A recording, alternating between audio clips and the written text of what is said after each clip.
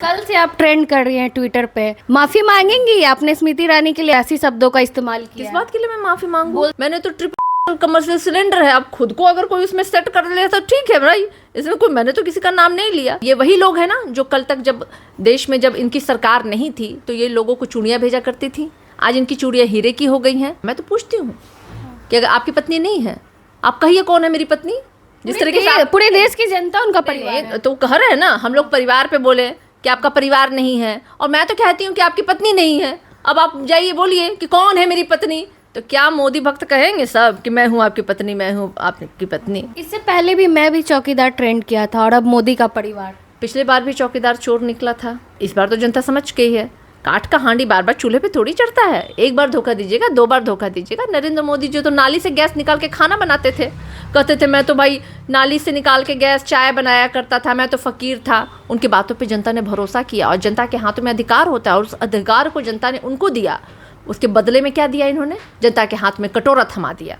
तो ये वो फकीर है जिसने देश को फकीर बना दिया। लोकसभा चुनाव की तारीखों का ऐलान भले ही ना हुआ हो, लेकिन बिहार का सियासी पारा हाई हो चुका है। लालू यादव ने नरेंद्र मोदी के परिवार पर हमला किया था, बोला था कि उनका कोई परिवार नहीं है। इसके बदले में सारे जो भाजपा के नेता लोग कह रहे हैं कि वो मोदी के परिवार है। स्मृति ईरानी ने भी कहा है कि वो मोदी की परिवार है। इसके जवाब में जो राजद की प्रवक्ता है सारिका पासवान, जो हमारे साथ है, उन्होंने स्मृति ईरानी को घेरा है और बहुत सारी शब्दों का इस्तेमाल किया है जो कि सुनने में अच्छा नहीं लग रहा है। एक महिला होकर एक महिला के बारे में आप ऐसा बोल रही हैं।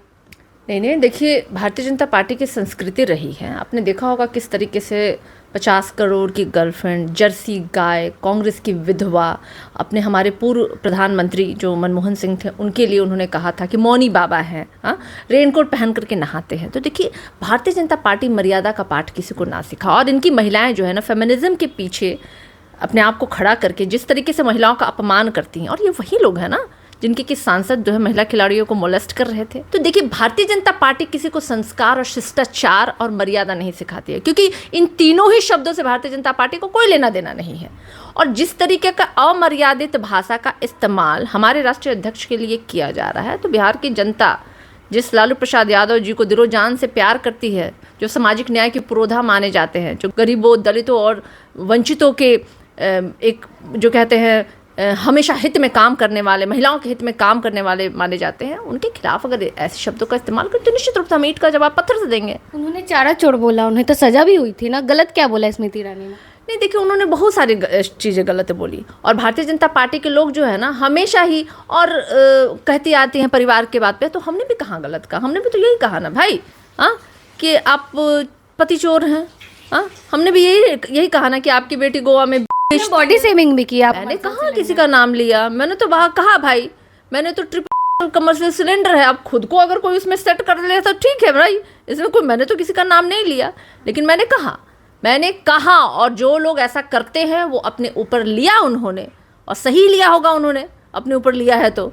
लेकिन मैंने किसी का नाम लिए बगैर भारतीय जनता पार्टी की कुकृत सोच को उजागर किया है, जो ये हमेशा से ही साबित करते आया है। देखिए, और यही वो लोग हैं जिनके सांसद महिला खिलाड़ियों को मोलेस्ट किए थे, ये वही लोग हैं। भारतीय जनता पार्टी जिन्होंने दलितों के और आदिवासियों के माथे पर पेशाब किया, ये वही लोग हैं जो गुजरात में एक दलित के घोड़ा चढ़ने पे अमित शाह के खुद के अपने शहर में एक दलित जो घोड़ा चढ़ा था उसको उतार करके पीटा गया। ये उस मनुवादी सोच के लोग हैं, उस मनुस्मृति को मानने वाले लोग हैं, और हम लोग सामाजिक विचारधारा और सामाजिक न्याय करने वाले लोग हैं। तो निश्चित रूप से ईंट का जवाब पत्थर से दिया जाएगा। कल से आप ट्रेंड कर रही हैं ट्विटर पे, माफी मांगेंगी? आपने स्मृति ईरानी के लिए ऐसी शब्दों का इस्तेमाल किया। किस बात के लिए मैं माफी मांगू? बोलते रहे भाजपा वाले ट्वीट कर रहे हैं। किस बात के लिए? बहुत एक प्रश्न था जो हमारे राष्ट्रीय अध्यक्ष लालू प्रसाद यादव जी ने मंच से पूछा, परिवार के बारे में कहा। मैं तो पूछती हूँ कि अगर आपकी पत्नी नहीं है, आप कहिए कौन है मेरी पत्नी? जिस तरीके से पूरे देश की जनता उनका परिवार है। तो कह रहे हैं ना, हम लोग परिवार पे बोले कि आपका परिवार नहीं है, और मैं तो कहती हूँ कि आपकी पत्नी नहीं है। अब आप जाइए बोलिए कि कौन है मेरी पत्नी, तो क्या मोदी भक्त कहेंगे सब कि मैं हूँ आपकी पत्नी, मैं हूँ आपकी पत्नी? अरे, आपने भी ज्योति जी पढ़ा है ना सोशियोलॉजी में परिवार की क्या परिभाषा होती है? परिभाषा तो ये होती है, पति पत्नी और बच्चों के समूह को परिवार कहते हैं। हमने एकल परिवार, संयुक्त परिवार के बारे में भी हमने पढ़ा है, ये दोनों ही हम लोगों ने प्रश्नों पे पढ़ा है। तो देखिए, परिवार की सही डेफिनेशन हमने सोशियोलॉजी में पढ़ा है।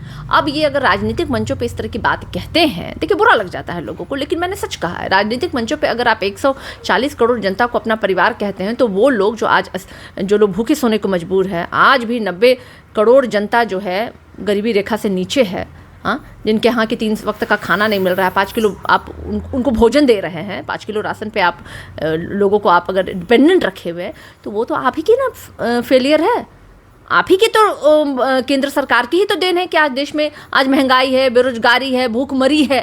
तो ये किसकी देन है? तो क्रेडिट तो ये जाता है नरेंद्र मोदी जी को, जो उन्होंने देश को दिया है। और देखिए, अपमान तो भारतीय जनता पार्टी ने हमेशा से किया, सदा से किया है, महिलाओं का, दलितों का और बहुजनों का अपमान किया। और आज पूरी देश की जनता, जो बहुजन की प्रतिशत है, जो दलितों की प्रतिशत है और महिलाओं की जो प्रतिशत, उन्होंने भारतीय जनता पार्टी को नकार दिया है। लगातार इनकी जो घृणित भाषा जो है ना, ट्रेंड चल रहा है, बोल रहे नकार दिया, ट्विटर पे देख रही हैं आप, मोदी का परिवार हैशटैग चल रहा है। नहीं तो मोदी का परिवार में तो वो लोग भी आते हैं। हाथरस में जिस बच्ची का हुआ, दिन दहाड़े दिया गया, वो भी मोदी की परिवार थे, मोदी की बेटी थी ना।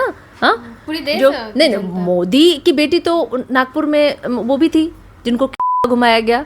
हाँ, तो मोदी जी क्यों नहीं एक बार आके बाहर निकल के बोले, मेरे भाई के माथे पे पेशाब किया गया, मैं दुखी हूँ। तो सिर्फ राजनीति रोटी सेकने के लिए आप 140 करोड़ जनता को अपने परिवार के रूप में संबोधित कर रहे हैं। माफ कीजिएगा, 140 करोड़ जनता आपकी परिवार नहीं है। चंद लोग जो आपसे लाभान्वित हैं, जो चंद लोग जो आपसे लाभान्वित है, वो पूंजीपति, वो लोग जिनको कि आपसे पद चाहिए, प्रतिष्ठा चाहिए, वो लोग आपके परिवार के हिस्सा हो सकते हैं। लेकिन वो लोग आपके परिवार के हिस्सा कतई नहीं है, जो लोग जिनके घर में आज रोजगार नहीं है, जिनके घर में आज 3 समय खाना की उनके पास पैसे नहीं है, वो लोग जिनके बहन बेटियों की इज्जत और आबरू को लूटा जा रहा है, वो लोग कतई आपके परिवार में नहीं है। आप उनको परिवार का हिस्सा नहीं मानते हैं। इससे पहले भी मैं भी चौकीदार ट्रेंड किया था, और अब मोदी का परिवार। पिछले बार भी चौकीदार चोर निकला था।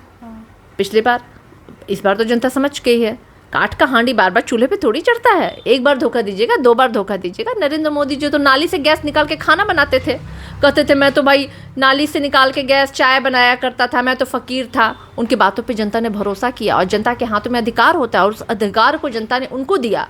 उसके बदले में क्या दिया इन्होंने? जनता के हाथ में कटोरा थमा दिया। तो ये वो फकीर है जिसने देश को फकीर बना दिया। तो जनता इस बार इनके झांसे में नहीं आने वाली है। वो तो बोलते हैं ना, हम तो झोला उठा के चल जाएंगे। हाँ, तो झोला उठा के जाने का समय आ गया, वो समझ गए हैं, समय आ गया है। ये समय आ गया है उनका झोला उठा करके जाने का, क्योंकि जो फकीरियत की स्थिति में उन्होंने देश को पहुंचा दिया है ना, देश की जनता उनको नकार दी है, और इनके मुंह पे कालिक पोतेगी 2024 में। आपको स्मृति ईरानी से क्या दिक्कत है? इससे पहले भी जब राहुल गांधी का फ्लाइंग किस का मामला था, तब भी आप बहुत वायरल हो रही थी, आप जवाब दी थी उनको। नहीं, मुझे किसी से प्रॉब्लम नहीं है। मुझे उस व्यक्ति, उस पुरुष, उस महिला से दिक्कत है जो गलत चीज़ों को सराहते हैं अपने चाटुकारिता में। ये वही लोग हैं ना जो कल तक जब देश में जब इनकी सरकार नहीं थी, तो ये लोगों को चूड़ियाँ भेजा करती थी। आज इनकी चूड़ियाँ हीरे की हो गई हैं। हाँ, आज ये इतने पद के नीचे दबी गई हैं कि आज ये सच के साथ नहीं खड़ी हैं। तो मुझे दुख और तकलीफ इस बात से होता है कि अगर आपको जनता ने मौका दिया है, तो कम से कम जनता के हक के लिए, महिलाओं के हक के लिए, अधिकार के लिए खड़े तो होइए। लेकिन जब बच्चियों का होता है तो आप चुप रहती हैं। हाँ, सिर्फ एक चाटुकारिता में आप अपनी ज़िंदगी गुजारने के लिए, तो ऐसी चीज़ों से मुझे तकलीफ होती है। चलिए, हमारे साथ आरजेडी की प्रवक्ता सारिका पासवान जी थी। इनका साफ तौर पे कहना है कि जब भी जो भी मेन मुद्दा होता है उस पर स्मृति ईरानी चुप्पी साध लेती है, बाकी जो भी फालतू मुद्दे होते हैं उन पे वो खुल के बोलते हैं। बाकी आप भी अपनी प्रतिक्रिया कमेंट बॉक्स में ज़रूर दें। धन्यवाद।